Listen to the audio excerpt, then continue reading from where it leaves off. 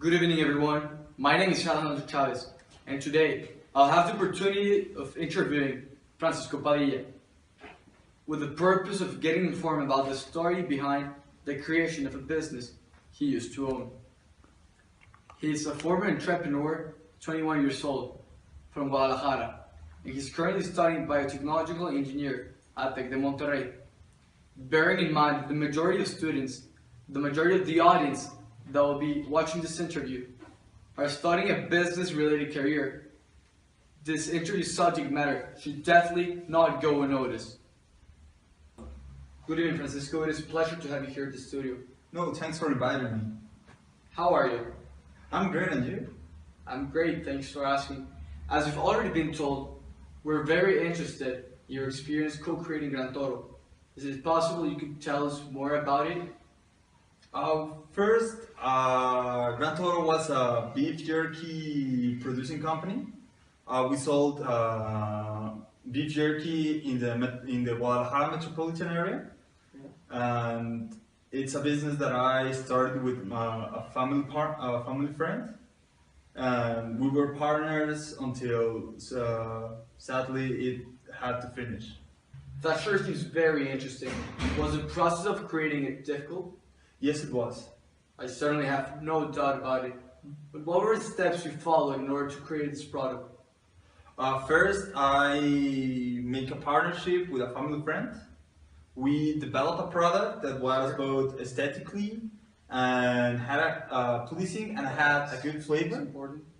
Then we gathered investors and presented the idea, and we got funding to start a pilot plant, and then we started to sell to retail stores like 7-Eleven and Oxxo in the metropolitan area of Guadalajara. Now, I'm aware this question might lead to discomfort, so please do not feel compelled to answer if you don't want to. But the company has recently gone out of business, hasn't it? Well, Alex, it is not problem at all, but yes, it has gone out of business recently. Well, what were the problems that led to this outcome? Well, if I could summarize them in some really key features, that would be that we tried to expand way too fast that our profit margins allowed. The costs rose too rapidly for us to deliver to such big retail stores like Oxxo and 7-Eleven, because you have to deliver to the whole chain, not just the few that you decide. So we couldn't keep a healthy margin and a sizable expansion that goes according to that profit. So that was one of the key problems that we had. Well, although it was in your hands, I am sure that those problems will assist you in the future. Those are now lessons learned that will help you and will guide you to your way to success. Yes, surely they have. I think like failure is hard, but it teaches you things that maybe success wouldn't. So, Francisco, what recommendations would you give to young business students like the ones who will be watching this interview?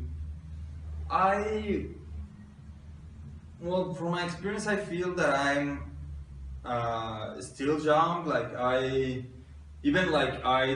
The business didn't succeed. I have gotten tons of experiences, and that will help me in the future to succeed. So I think don't be afraid to fail. That's my advice. I am sure that those suggestions will indeed be useful for them.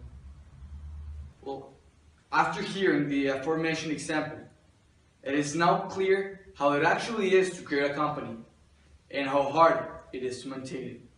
It is of my interest that the audience utilizes this knowledge as an opportunity for growth. Unfortunately, we're running out of time.